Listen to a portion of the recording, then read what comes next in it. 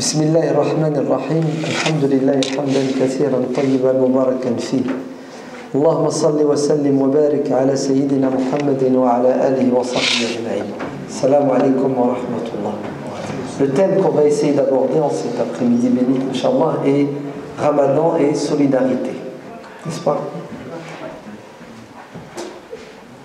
Comment peut-il y avoir de la solidarité s'il n'y a pas dans un premier temps de l'union et de l'unité? On est solidaire des gens parce que entre nous il y a des liens. Et un des liens les plus forts pour être solidaire avec les autres, c'est de se sentir appartenir à une communauté, une umma, pour nous musulmans. Et Dieu ne cesse de le dire dans le Coran. Kuntum khayra ummatin. Nous sommes une communauté. Qu'est-ce qui nous unit? Ce sont les liens de la foi, les liens de la spiritualité. Vous êtes d'accord? Donc, il n'y a pas de Marocains, il n'y a pas d'Algériens, il n'y a pas de Tunisiens, il n'y a pas de Sénégalais. Il y a des musulmans, surtout et avant tout. Le reste est secondaire. Innamal mu'minuna ikhwatun fa aslihu bayna akhawaykum. Nous sommes des musulmans, nous sommes donc des croyants, donc nous devons être des frères. Qui dit frère dit des devoirs de fraternité. Vous les connaissez, hein, des devoirs du musulman envers son frère musulman. Si on met en avant les origines, la nationalité, la couleur, le rang social, les appartenances politiques, associatives, etc., toutes ces particularités vont nous empêcher d'être unis autour de l'essentiel. Parce que malheureusement, beaucoup de gens n'ont pas atteint la maturité et n'arrivent pas à faire la distinction entre ce qui est prioritaire de ce qui ne l'est pas.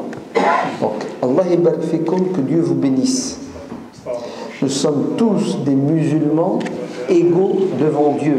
Point de différence entre un arabe et un non-arabe. Entre un blanc et un noir, entre un riche et un pauvre, entre un homme et une femme, entre quelqu'un récemment converti ou quelqu'un qui a 50 ans d'islam. S'il doit y avoir des distinctions entre nous, c'est en fonction de la piété, et la piété est une affaire privée, intime entre Dieu et son créateur, entre Dieu et sa créature. At-taqwa hahuna, la piété, c'est quelque chose de privé. Et le meilleur parmi nous sera celui qui aura le meilleur des comportements. C'est ça? Le meilleur parmi nous sera celui qui sera le plus utile à son prochain. Le pire parmi nous, c'est celui que les gens vont éviter et fuir à cause de son comportement détestable. C'est clair? Très bien. Et puisque c'est clair, pourquoi est-ce que les musulmans se disputent sans arrêt et se divisent alors qu'ils doivent être unis et solidaires? Pourquoi? Première raison, mauvaise compréhension de la religion. Les musulmans pensent que parce que il y a des divergences sur certaines questions, donc on doit être divisé. C'est-à-dire, parce que je ne suis pas d'accord avec toi sur un point, ou 10, ou 20 points, donc tu es mon ennemi, je dois te combattre. Ou dans le meilleur des cas, tu n'es pas mon ami, tu n'es plus mon frère, parce qu'on ne s'entend pas sur des choses. Ça, c'est une approche destructrice de la religion. Il y a chez nous ce qu'on appelle des fondamentaux sur lesquels nous sommes d'accord. On est tous d'accord sur la shahada, oui ou non? Sur les 5 prières obligatoires, la zakat, les 5 piliers de l'islam. Ce qui nous unit est fondamental et ce qui nous unit est primordial. Le reste, et secondaire. On ne doit pas remettre quelque chose de fondamental pour quelque chose de secondaire. Ainsi, nous devons gérer nos divergences en partant du principe que la divergence est naturelle, normale, elle est d'ailleurs la volonté de Dieu, donc souhaitable par Dieu lui-même. Cependant, ce qu'il faudra faire, c'est s'accepter avec nos différences et nos divergences. Je pense que j'ai raison, mais il se peut que j'ai tort. Je pense que tu as tort, mais il se peut que tu aies raison. Donc on met de l'eau dans notre vin, dans notre thé, un peu de relativisme, et acceptons à vivre ensemble avec nos différences. Deuxièmement, ce qui nous empêche de rester unis et divisés, c'est su'ud-dhann, les préjugés, le fait de penser du mal de l'autre, le fait de croire que nous avons la vérité, nous détenons la vérité, je détiens la vérité, donc automatiquement tu es dans l'erreur manifeste, tu es un égaré. Je porte un jugement et je te condamne. Donc, tu es personne non grata, infréquentable. C'est pas comme ça qu'il faut penser. Il faut dire c'est Dieu qui connaît la vérité et moi je fais un effort pour la connaître. Mais en aucun cas j'ai le monopole de la vérité. D'accord ? Donc arrêtons de penser du mal de l'autre et de le condamner, de le rejeter, de l'excommunier carrément. Le faire sortir de l'islam, c'est criminel, c'est même suicidaire pour la communauté. Troisièmement, qu'est-ce qui nous empêche d'être unis et solidaires? C'est l'esprit partisan. J'adhère à un parti, j'adhère à une association, j'adhère à un groupe. Donc je pense et je crois que tous ceux qui ne sont pas avec moi sont contre moi. Ce qui est une idée fausse. Ce n'est pas parce que je ne suis pas avec toi dans ton parti que je ne suis pas d'accord avec toi sur toutes tes idées.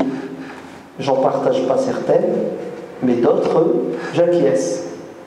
Et en plus, j'ai pas envie d'ailleurs, je suis libre, j'adhère à ce que je veux, et peut-être que je n'ai pas les possibilités, le temps, les moyens, les compétences de te rejoindre dans ton action, dans ton parti, dans ton association. Ainsi, il faut arrêter d'avoir un esprit partisan et considérer qu'il y a du bien et de la vérité chez tout le monde. D'ailleurs, il y a une règle d'or du grand savant réformateur qui s'appelle Rachid Rida. Il est mort, je crois, fin des années 30. Rachid Rida a écrit une règle d'or. Il a dit, on doit s'entraider, nous, musulmans, parce que ce qui nous unit est plus important que ce qui nous divise. On doit s'entraider sur les choses qui nous unissent, et les choses qui nous divisent, chacun pour soi, Dieu pour tous. C'est-à-dire, on doit faire du partenariat sur l'essentiel, sur le minimum vital. Et le reste, chacun fait son chemin. Où est le problème? Quatrièmement, qu'est-ce qui nous empêche de nous unir, donc d'être solidaires? Les maladies du cœur. Et elles sont nombreuses. La haine qui aveugle. C'est pour ça le prophète sallallahu alayhi wa sallam dit « Aime ton frère modérément, car il se peut qu'il devienne ton ennemi. Et déteste ton ennemi modérément, car il se peut qu'il devienne ton ami. » Et la haine ou l'amour excessif aveugle. Donc, la haine, secondo, la jalousie. La jalousie qui détruit la religion comme le feu détruit un ballot de paille. وَمِنْ شَرِّ حَاسِدٍ إِذَا حَسَدَ. l'orgueil et la vanité, la grosse tête. Celui qui a la grosse tête ne peut pas s'entendre avec les autres, puisqu'il cherche à les dominer, à les écraser, à les effacer. L'entêtement, celui qui ne veut pas changer d'opinion, celui qui ne veut pas écouter les autres. La cupidité, l'avarice, automatiquement ça pousse l'individu à l'égoïsme, l'égocentrisme, etc., etc. Toutes ces maladies, tous ces défauts, toutes ces manières de penser vont nous empêcher d'être unis, donc d'être solidaires. C'est ça. Le prophète sallallahu alayhi wa sallam dit les musulmans doivent être comme un corps. C'est ça. Lorsqu'une partie du corps souffre, tout le corps réagit et vole à son secours pour alléger ses souffrances. Est-ce que notre corps est solidaire? Oui. Mais il est solidaire parce qu'il est uni. Imaginez-vous, je coupe mon doigt et je le jette à la poubelle. Le doigt qui est à la poubelle, qui n'est pas rattaché au corps, est-ce qu'ils vont envoyer les infos au cerveau pour lui dire aide-moi au secours, j'ai mal? Non. Celui qui s'éloigne du groupe, celui qui s'éloigne du corps, se jette en enfer. Il est perdu. Ainsi, il ne peut pas y avoir de solidarité s'il n'y a pas d'union. Le prophète sallallahu alayhi wa sallam nous dit que nous devons être unis, soudés les uns aux autres comme, et il va croiser ses doigts en disant soyez comme un mur. Les briques sont imbriquées les unes dans les autres, elles se tiennent, elles sont solidaires. Donc pas de solidarité s'il n'y a pas de dimension communautaire, et la dimension communautaire est basée sur un ciment qui s'appelle la foi, la dimension fraternelle, spirituelle. Et il faut se débarrasser des obstacles à l'union, et il faut, pour être solidaire, se sentir concerné. Le prophète sallallahu alayhi wa sallam dit Man lam yahtam bi amri al-muslimin falaysa minhum. Celui qui ne se préoccupe pas des difficultés dans lesquelles les musulmans sont plongés ne fait pas partie de cette communauté. C'est un traître. Vous savez pourquoi? Parce qu'il est égoïste, il ne pense qu'à lui. Il ne s'occupe pas des autres, il n'a pas une pensée pour les autres. Il n'a pas compris. L'islam est la religion de l'altruisme. Il ne peut pas y avoir de solidarité s'il n'y a pas d'altruisme, si on ne pense pas aux autres. Le prophète sallallahu alayhi wa sallam n'a-t-il pas dit qu'il ne croit pas, qu'il ne croit pas, qu'il ne croit pas? Allez, ce n'est pas un bon croyant. Celui qui dort le ventre plein alors que son voisin à ses côtés a faim et il est au courant. Pourquoi, à votre avis, cet homme n'est pas un bon croyant? Parce qu'il a oublié la dimension sociale, fraternelle et solidaire de l'islam. C'est sans doute quelqu'un qui fait la prière, qui jeûne le mois de Ramadan. Mais le pauvre, il croit que l'islam s'arrête au rituel, à la ibadat. Il ne sait pas que l'islam a une dimension humaine, une dimension sociale, une dimension économique, une dimension politique, une dimension artistique, etc., etc. Et le bon croyant, c'est celui qui est équilibré et qui fait le maximum pour plaire à Dieu dans tous les domaines. Qui est-il? C'est qui ce traître, ce renégat, ce pseudo-musulman qui n'a rien compris au din, à la religion? C'est celui qui délaisse l'orphelin, qui rejette l'orphelin, qui n'a pas de pensée pour l'orphelin. Vous voyez comment le Coran le traite? Elle l'a dit, yukadzibu bid-din, celui qui renie le din. C'est fort quand même. أرأيت الذي يكذب بالدين فذلك الذي يدعو اليتيم ولا يحض على طعام المسكين. Il ne s'occupe pas des faibles, l'orphelin, l'affamé. Et ce n'est pas qu'il partage, parce qu'il se peut qu'il n'ait pas pour partager. Mais il n'est pas excusé en islam. Si vous n'avez pas les moyens de nourrir l'affamé, vous devez agir en tout état de cause. Vous savez comment? En mettant au courant quelqu'un qui a les moyens et en l'incitant pour que lui le nourrisse, puisque vous n'avez pas les moyens. Vous avez compris? C'est tout comme image, non? Et tu peux pas, tu n'as pas les moyens. Mais l'islam te dit tu ne peux pas rester dans cette posture. Tu es témoin, tu es au courant que les gens ont faim, tu n'as pas assez de pain pour partager. L'islam te dit bouge. Eh oui. Et tu sais comment tu vas bouger? Tu vas aller lui chercher de la nourriture chez quelqu'un d'autre. Ou tu vas aller voir quelqu'un, tu vas lui passer un coup de fil, tu vas envoyer un texto pour que lui nourrisse. Et celui qui incite quelqu'un à faire le bien aura la récompense du bien qui aura été fait, parce que c'est lui l'instigateur. C'est beau, c'est pas beau, franchement, c'est magnifique. La solidarité s'impose quelle que soit notre situation financière, nos capacités. Le minimum que tu dois faire, c'est quoi? C'est tahuddu ala ta'amil miskin. Tu incites les gens à nourrir le pauvre. Concrètement, ça donne quoi aujourd'hui? Qu'est-ce que ça donne en 2014? Et demain, Inch'Allah, c'est ce que vous allez faire. Peut-être c'est fermé, je ne sais pas, lundi. Vous allez au secours islamique, et puis vous demandez des prospectus à Ramadan. Et puis, tous les soirs, vous allez dans une mosquée, à la sortie de la mosquée, vous distribuez les prospectus. Oui. Vous allez quoi? Vous allez inciter les gens à donner.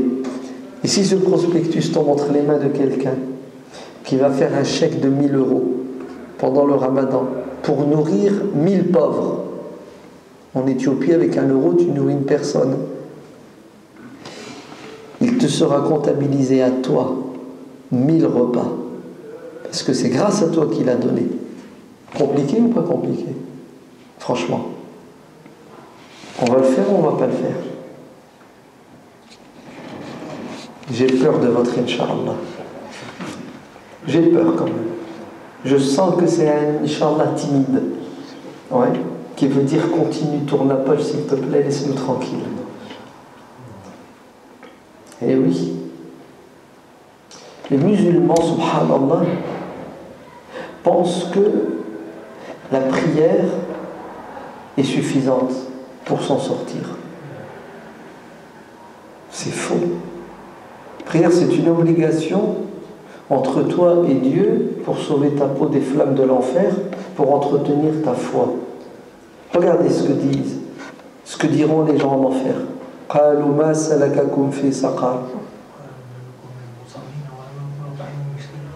Regardez. Ils diront, on ne faisait pas la prière, c'est bon, donc il faut la faire, oui ou non? Et c'est la seule raison qui justifie les souffrances en enfer. Regardez. On ne faisait pas la prière et on ne donnait pas à manger à celui qui a faim. Vous avez vu? Les deux vont de pair. On fait la prière, mais on ne donne pas à manger à ceux qui ont faim. Alors que les deux obligations sont liées. Ils sont punis en enfer parce qu'ils n'avaient pas de relation avec Dieu, la prière, et ils n'avaient pas de relation avec les créatures de Dieu, les pauvres. C'est pour ça qu'ils sont en enfer. Ils n'étaient pas spirituels, ils n'étaient pas humains. Dieu dit dans le Coran, dans un autre verset, il dit إِنَّهُ كَانَ لَا يُؤْمِنُ بِاللَّهِ الْعَظِيمِ وَلَا يَحُضُّ عَلَى طَعَامِ الْمِسْكِينِ. Vous savez pourquoi il est en enfer, celui-ci? Parce qu'il ne croyait pas en Dieu. C'est suffisant? Il ne croyait pas en Dieu. Regardez, il ne croyait pas en Dieu et il n'incitait pas les gens à nourrir la famille. C'est pour ça qu'il est en enfer. Et il était en conflit avec Dieu, il était en conflit avec les créatures de Dieu. L'égoïsme, l'égocentrisme est un péché aussi grave que la mécréance. Qui parmi vous ne connaît pas le hadith? Il ne l'a jamais entendu. Cette femme en enfer, parce qu'elle n'a pas donné à manger à un chat. Et elle est en enfer. Et c'est fort, puisque le prophète alayhi était en train de faire sa prière, il a fait un pas en arrière. Il a dit, prophète, pourquoi tu as bougé dans ta prière? Tu as fait un pas en arrière, après tu as fait un pas en avant. Il a dit, Dieu m'a fait voir l'enfer, et j'ai fait un pas en arrière, tellement c'était horrible. Et j'ai vu cette femme qui a fait souffrir un chat, qui l'a tué. Elle ne lui a pas donné à manger, elle ne l'a pas laissé sortir, se nourrir de lui-même. Une femme en enfer parce qu'elle n'a pas eu d'amour, de pitié, de compassion pour un chat.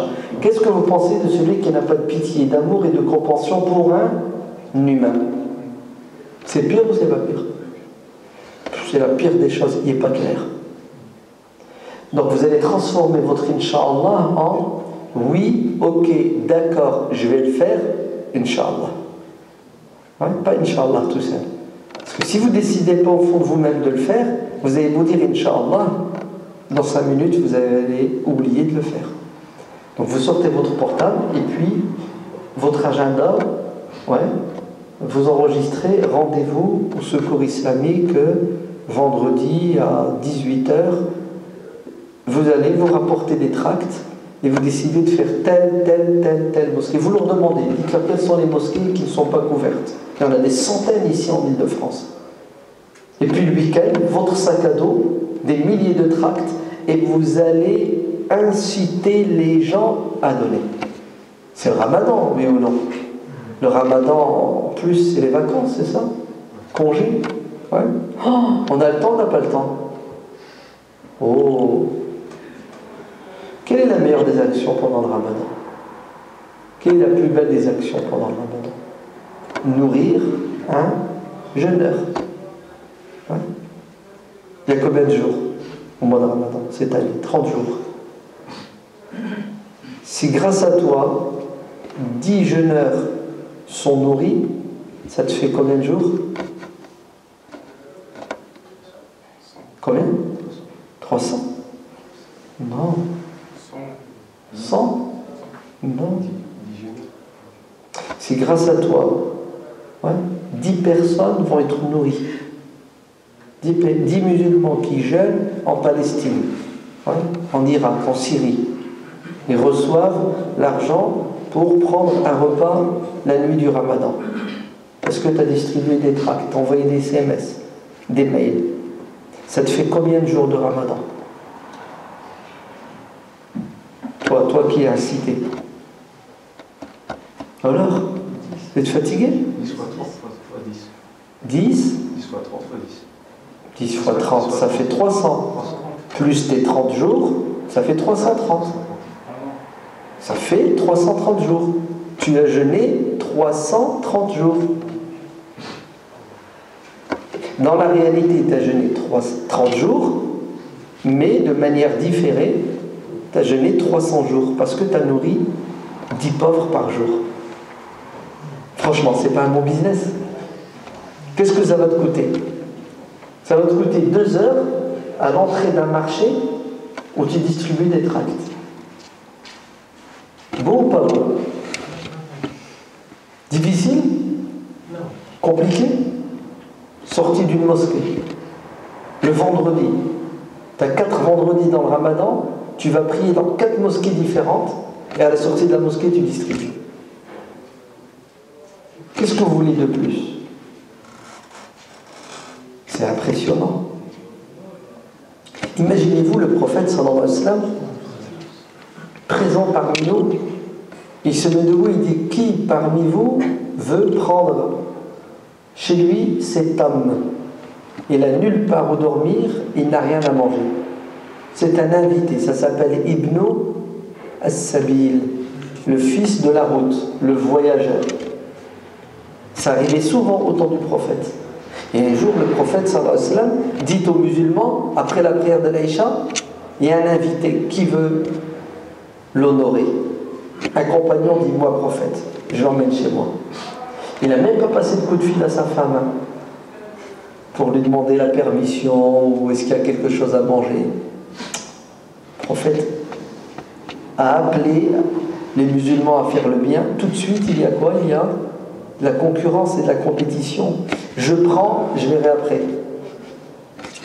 Et il l'emmène chez lui. Quand il arrive chez lui, il dit à sa femme, j'ai un invité, et c'est pas le mien, c'est l'invité du prophète. Le prophète ne pouvait pas l'accueillir chez lui car il n'avait rien à lui donner. Il lui dit, moi non plus, j'ai rien, si ce n'est le repas de mes enfants. C'est ce qu'il a dit à sa femme.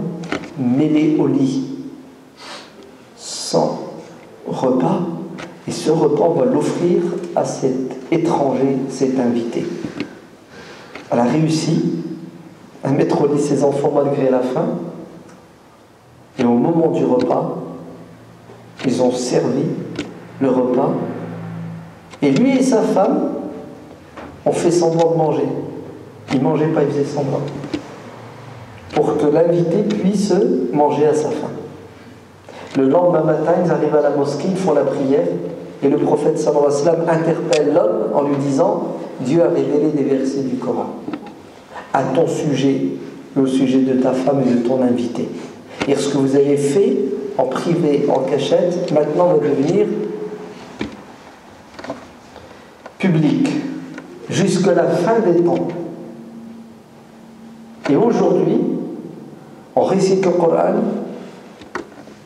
qui fait allusion de manière claire et nette à cet événement. وَيُؤْثِرُونَ عَلَىٰ أَنفُسِهِمْ وَلَوْ كَانَ بِهِمْ خَصَاصَةٌ. Et ils donnent bien qu'ils sont dans le besoin. Vous entendez? Ils se sont privés pour que l'autre ait. Et regardez comment notre religion est facile. Vous êtes bien d'accord que je ne vous ai pas demandé de vous priver et de donner à l'autre, non? Je vous ai juste demandé de donner 2 heures de votre temps, une fois par semaine, pour distribuer des tracts d'une association humanitaire, le CBSP par exemple, Comité de secours et de bienfaisance à la Palestine. Pourquoi? Parce que vos frères et sœurs musulmans appellent au secours matin, midi et soir. Partout sur terre, on a le monopole de la souffrance. 80% des réfugiés sur terre sont musulmans. Vous avez entendu? Sont musulmans. Et des milliers meurent de faim. Mourir réellement. Dans le camp palestinien d'El Yarmouk à Damas, vos frères musulmans palestiniens ont mangé tous les chats, tous les chiens, tous les rats de la ville, du camp. Ils sont passés à une autre étape, manger les corps de leurs propres frères et sœurs. Quand il y a un mort, ils le prennent, ils le mangent. À cette époque. Aujourd'hui, au moment où je te parle, hier, avant-hier, la semaine dernière, en ce moment, aujourd'hui, dès qu'il y a quelqu'un qui meurt, ils le prennent, ils le découpent en morceaux et ils le mangent. Ils font cuire sa viande et ils le...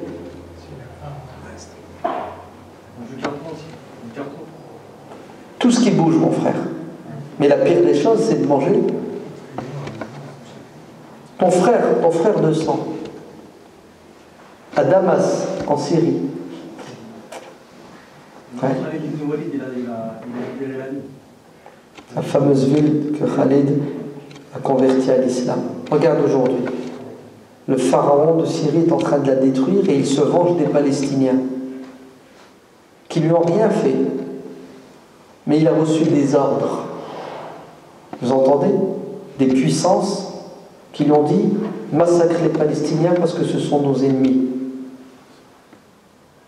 Oui. Comme son père avait massacré les Palestiniens. Vous entendez? Ne croyez pas que les dictateurs dans les pays musulmans soutiennent le peuple palestinien qui souffre depuis 80 ans. Ce sont eux les premiers ennemis du peuple palestinien. Vous entendez? Ce sont eux qui ont toujours combattu le peuple palestinien. Ils ont participé à la destruction de la Palestine. Vous connaissez Kadhafi? Je vous dis quelque chose? Ouais. Soi-disant le révolutionnaire qui était pour la libération de la Palestine, etc., etc. Tu l'écoutes, tu l'entends, tu le vois, tu dis c'est Salah ad-Din. Ouais. Ce diable de Kadhafi, quand le Hamas a fait prisonnier le soldat Shalit, vous vous souvenez? Ouais. Un Français qui est parti en Palestine pour massacrer nos frères, qui a été fait prisonnier. Et le Hamas, à la fin, va faire un échange. On libère le soldat et vous libérez nos prisonniers. Ils ont réussi à libérer plus de 1000 prisonniers. Vous savez, quand ils ont fait prisonnier le soldat Shalit, ils ont reçu, le responsable du Hamas, Khaled Mishal, a reçu un coup de fil de Kadhafi dans la semaine. Et vous savez ce que Kadhafi va lui dire? J'ai une demande à te faire. Khaled Mishal lui dit oui, c'est laquelle? Il lui dit libère le soldat israélien. Khaled Mishal lui dit oui, il n'y a pas de problème. Je vais le libérer, mais pas gratuitement. On le libère, il libère nos prisonniers. Vous savez ce que lui a dit Kadhafi? Non, tu le libères sans contrepartie. Vous avez entendu? Il n'y a personne qui va aider les pauvres, les démunis, les déshérités. الضعفاء. وما لكم لا تقاتلون في سبيل الله والمستضعفين من الرجال والنساء والولدان الذين يقولون ربنا أخرجنا من هذه القرية الظالم أهلها واجعل لنا من لدنك وليا واجعل لنا من لدنك نصيرا. Voilà. Oui, ces hommes, ces femmes et ces enfants qui prient Dieu, Seigneur, envoie-nous quelqu'un pour nous aider, pour nous sauver. Et oui, qui sont ces personnes qui vont les aider? C'est nous. Mais je ne vous ai pas dit d'aller en Syrie, ou en Palestine, ou en Irak, ou en Afghanistan. N'y allez pas, ça ne sert à rien. Vous allez perdre votre temps et vous ne ferez rien d'utile et de positif. La meilleure façon d'aider les pauvres, ceux qui souffrent, c'est de faire de l'humanitaire. Ici, où nous sommes, on ramasse de l'argent, on l'envoie au Secours islamique, association humanitaire reconnue d'utilité publique, qui travaille au vu et au su de tout le monde. Et eux, ils vont donner à boire et à manger des médicaments à vos frères et à vos sœurs qui meurent de faim.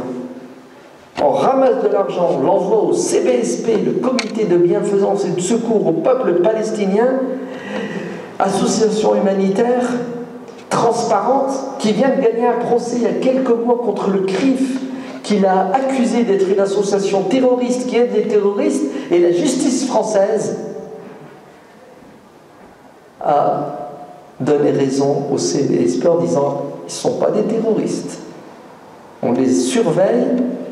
On a fouillé tous leurs comptes, tout ce qu'ils font, c'est clair, net et transparent. Ils donnent à manger à ceux qui ont faim, à boire à ceux qui ont soif, reconstruisent les hôpitaux et les maisons qui sont détruites, s'occupent des handicapés, des orphelins. C'est la moindre des choses, non? Vous ne pouvez quand même pas empêcher ça. Voilà notre travail, voilà ce que c'est que la solidarité pendant le Ramadan. On a une pensée pour les autres de manière intelligente et efficace. Vous avez, vous donnez. Vous n'avez pas, vous allez frapper à la porte de ceux qui ont pour qu'ils donnent à votre place et vous serez récompensés car c'est vous qui les avez incités. C'est beau, c'est pas beau. Qu'est-ce que vous voulez de plus que ça? Normalement, je devrais m'arrêter ici, j'ai plus rien à dire. Car c'est clair dans la théorie, dans la pratique. Est-ce qu'on va le faire? Oui, Il y a une évolution. Il a dit oui, Inch'Allah. C'est mieux. C'est mieux qu'Inch'Allah tout seul. Ouais. Oui, je vais le faire. فَإِذَا عَزَمْتَ فَتَوَكَّلْ عَلَى اللَّهِ. Quand tu prends la ferme décision d'agir, place confiance en Dieu. Mais si tu n'as pas pris la décision d'agir, pourquoi tu dis Inch'Allah? Inch'Allah n'a aucun sens. Ouais. Il faut le dire en connaissance de cause.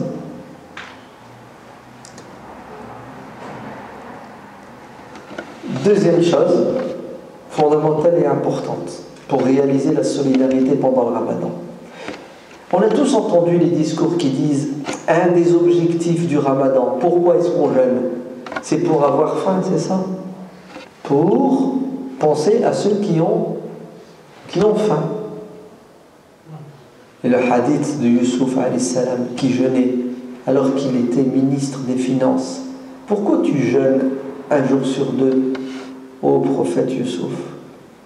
Il a dit, un jour je mange, je remercie Dieu, le lendemain je jeûne, j'ai faim, ça me permet de ne pas oublier ceux qui ont faim. C'est un rappel. Le fait d'avoir faim et soif, de galérer, de souffrir, ça te permet de ne pas oublier ceux qui ont faim, qui ont soif. D'accord? Donc, Allah yibarifikum, écoutez bien. Un des objectifs du Ramadan, c'est de réaliser la solidarité en partageant. Comment partager? La première des choses, c'est ne pas faire des dépenses qui n'ont pas lieu d'exister. Parce que c'est quand même le comble. Les études dans les pays musulmans,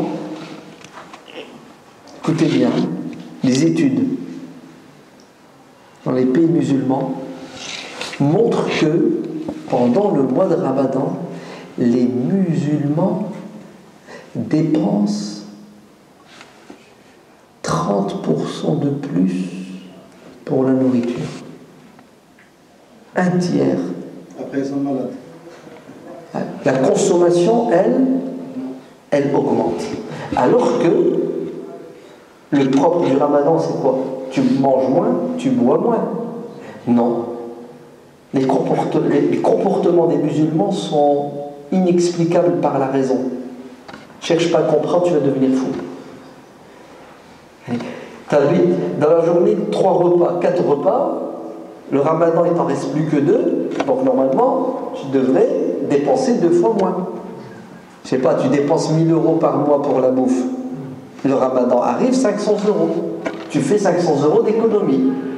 On verra ce qu'on fera des économies après. Quand le Ramadan arrive, le mec qui dépense 1000 € avant le Ramadan va dépenser désormais 1300 €. 300 € en plus. Bon, laissez les pays musulmans, on va parler de notre douce France. Ouais. Tout à l'heure, en sortant, allez voir l'épicier du coin. C'est l'alimentation générale. Non. Allez voir la boucherie halal. Ouais. Et dites au boucher, le Ramadan, qu'est-ce que t'en penses? Il va dire, Ya Rab, pourvu que le Ramadan dure toute l'année. Pourquoi? Avec mon chiffre d'affaires pendant le Ramadan, il explose.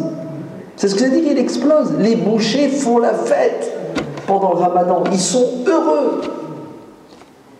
Et regardez bien la veille du Ramadan, vendredi.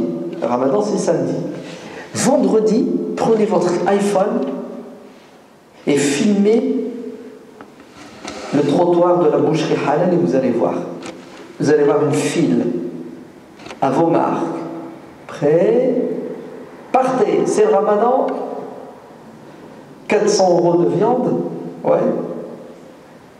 Et je ne vous parle pas du reste. Carrefour, Auchan, l'ont compris. Vous avez vu le rayon Ramadan? Il grandit de plus en plus. C'est un business, il y a des millions d'euros. Qu'est-ce qui se passe dans la tête des musulmans, subhanallah? Le Ramadan qui doit être le mois de la baisse, de consommation, le djihad contre le nefs, où on doit perdre du poids, où on doit penser à l'autre qui le soir à l'heure du maghrib n'aura rien à mettre sous la dent. Alors qu'est-ce qu'on doit faire? On partage, ouais, puisque nous, nos tables sont bien servies. Vous avez vu la nappe commandée pendant le Ramadan? Il n'y a plus de place. On a le centimètre carré vaut de l'or pendant le Ramadan sur la table. Dites-moi, qu'est-ce qui arrive à la nourriture pendant le Ramadan? Gaspillage. Et c'est quoi le gaspillage? Une hasanat ou une sayyat? Non, c'est pire qu'une sayyat, c'est pire qu'un péché, c'est un grand péché. Innal mubazzirina kanu ikhwana shayatin. Les gaspilleurs sont les frères des diables. Et pendant le Ramadan, ta famille a grandi. Tu te paies une fratrie plus l'infini. Plus tu gaspilles, plus tu as de frères diaboliques. Vous entendez? Les frères, on ressemble au diable. On a été manipulé par les diables. C'est terrible quand même, hein? Le gaspillage en soi est haram, c'est un grand péché. Et pendant le Ramadan, il est quoi à votre avis? Il est 2 fois plus haram. C'est pire. Ya hasratan ala al-ibad. Qu'est-ce qui nous arrive aux musulmans? Alors Allah ibad fikum. Serrez-vous la ceinture pendant le Ramadan. Ouais. Ne gaspillez pas. Et si vous reste de la nourriture sur la table, vous la mettez au frigidaire et vous la ressortez le lendemain et vous la mangez. Naham. Vous la mettez au congélateur, vous la passez après au micro-ondes et vous la mangez. Vous n'avez pas le droit de jeter quelque chose à la poubelle, car c'est direct dans la gueule du diable. Notre prophète sallallahu alayhi wa sallam nous dit, quand tu manges, s'il y a une date qui tombe par terre, tu fais quoi? Tu la ramasses. Une date. Je vais me ramasser une date. C'est quoi ça? C'est quoi cette religion qui me dit de respecter une date? Vous savez ce que c'est?